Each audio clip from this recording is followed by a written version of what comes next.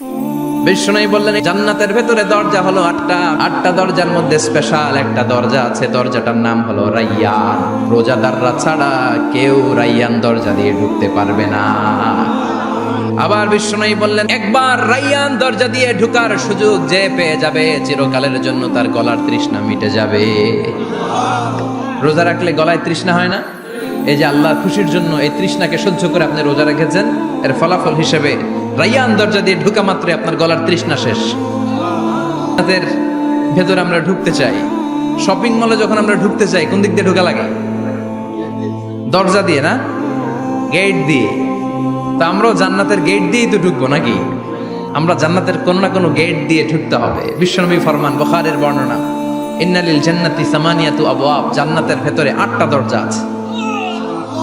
কয়টা? বিশ্বনবী একবার সাহাবাদেরকে নিয়ে ওয়াজ করছেন, বলছেন তোমাদের মধ্যে এমন একজন ব্যক্তি আছে, এই ব্যক্তির আমলগুলো আল্লাহর কাছে এমন ভাবে কবুল হয়েছে, আল্লাহর কাছে ওই ব্যক্তি এতটাই সেরা, জান্নাতের 8টা দরজা কিয়ামতের দিন এই লোকটাকে ডাকতে থাকবে। প্রতিটা দরজা বলবে আপনি আমার দরজা দিয়ে ঢুকে জান্নাতে প্রবেশ করেন। সাহাবারা বললেন ইয়া রাসূলুল্লাহ, কে সেই ব্যক্তি? বিশ্বনবী বললেন ওই ব্যক্তির নাম হলো আবু বকর। কিয়ামতের দিন সাইয়েদনা আবু বকরকে 8টা জান্নাতের দরজা থেকেই জান্নাতগুলো ডাকতে শুরু করবে, উদখুল মিন বাবি, উদখুল মিন বাবি, আমার দরজা দিয়ে ঢুকেন, আমারটা দিয়ে ঢুকেন। ওই দরজা থেকে বলবে আমারটা দিয়ে ঢুকেন। আল্লাহু আকবার। বিশ্বনবী আমাদেরকেও নিরাশ করেন নাই।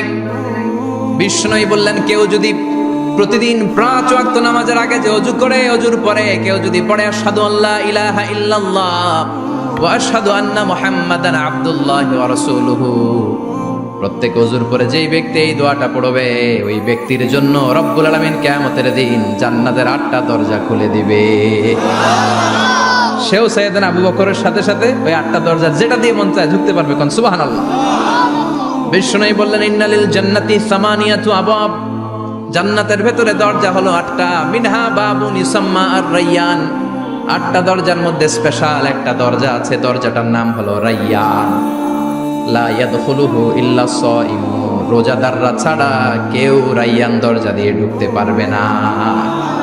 যারা রোজা রেখেছেন তাদের জন্য এন্ট্রি দেয়া হবে এই দরজা দিয়ে ঢোকার। আবার বিষ্ণু বললেন মান দাখালাহু লাম ইয়াজমা আবাদা, একবার রাইয়ান দরজা দিয়ে ঢোকার সুযোগ যে পেয়ে যাবে চিরকালের জন্য তার গলার তৃষ্ণা মিটে যাবে। রোজা রাখলে গলায় তৃষ্ণা হয় না? এই যে আল্লাহ খুশির জন্য এই তৃষ্ণাকে সহ্য করে আপনি রোজা রেখেছেন, এর ফলাফল হিসেবে রাইয়ান দরজা দিয়ে ঢোকা মাত্রই আপনার গলার তৃষ্ণা শেষ। জান্নাতের 8টা দরজার কোনো না একটা দরজা দিয়ে আমরা ঢুকবো। এখন এই দরজার সাইজ কতটুকু জানার দরকার আছে না নাই? বিষ্ণু বললেন ইন্না মিসরাইন মিন মাসারি'i জান্নাহ মা বাইনা মাক্কা ওয়া হাজার, সৌদি আরবের মক্কা শহর থেকে বাহরাইন শহর যত দূর, জান্নাতের দরজাটা হবে তত দূর। আমাদের দরজা কয় ফিট বাই কয় ফিট হয় বাসার দরজাগুলো? হ্যাঁ, আল্লাহু আকবার।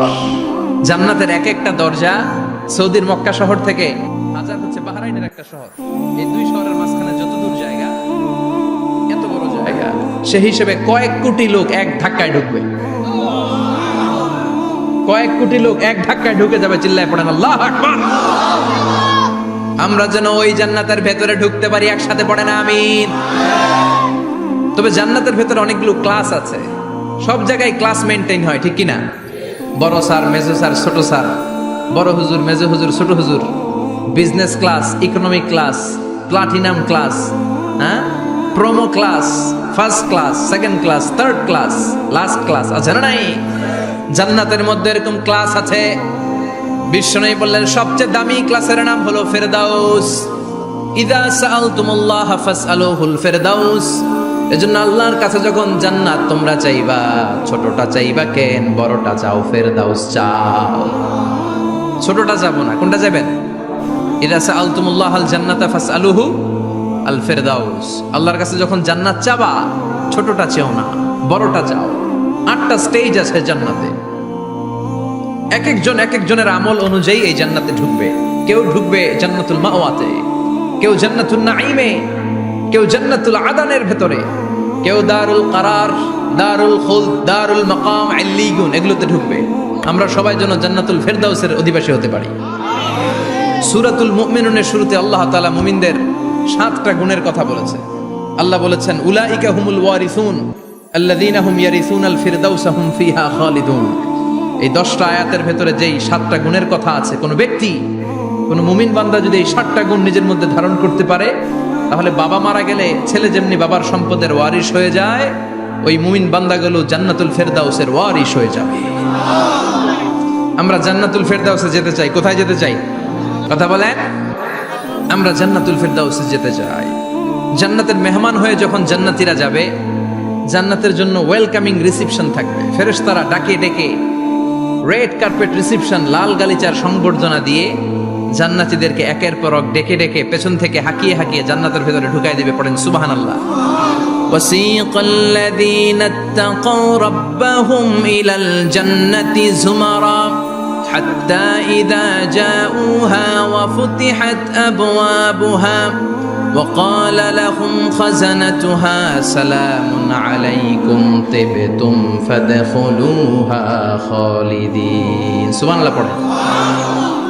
জান্নাতীদেরকে বিচার শেষে যখন জান্নাতে নেওয়া শুরু করবে, লক্ষ লক্ষ কোটি কোটি জান্নাতি জান্নাতের দিকে ছুটতে শুরু করবে। ছুটতে ছুটতে দেখবেন প্রধানমন্ত্রী যদি কোনো এলাকায় শুভাগমন করে, প্রধানমন্ত্রীর স্টেজে ওঠার আগে কয়েকটা গেট আছে না নাই?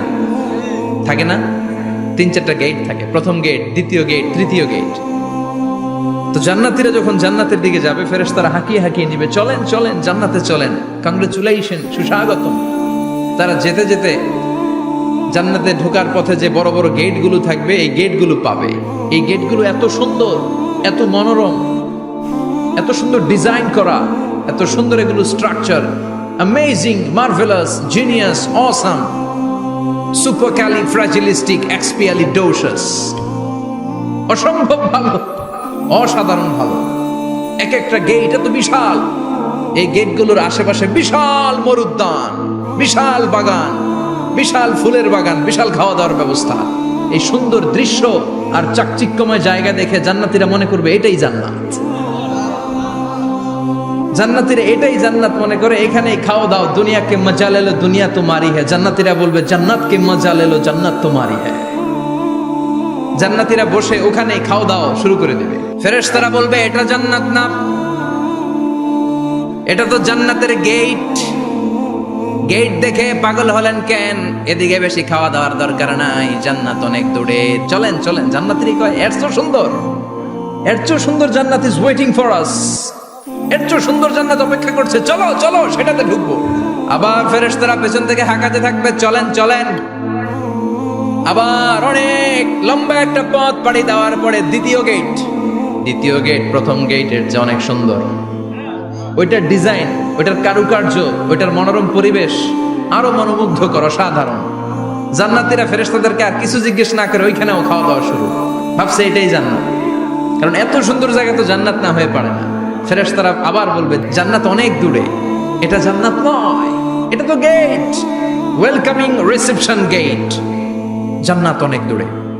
জান্নাতীরা আবার ছুটতে শুরু করবে। ছুটতে ছুটতে 3 নাম্বার গেট যে কত বড়, কল্পনার বাইরে। এটা জান্নাতের একেবারে কাছাকাছি। ওই জায়গার সৌন্দর্য, নাজ নেয়ামত দেখে জান্নাতীরা 100% নিশ্চিত হয়ে যাবে যে এটা জান্নাত না হয়ে পারে না। এটা জান্নাত, কোনো কথা নাই। জান্নাতকে মজা লেলো জান্নাত তোমারই হ্যায়।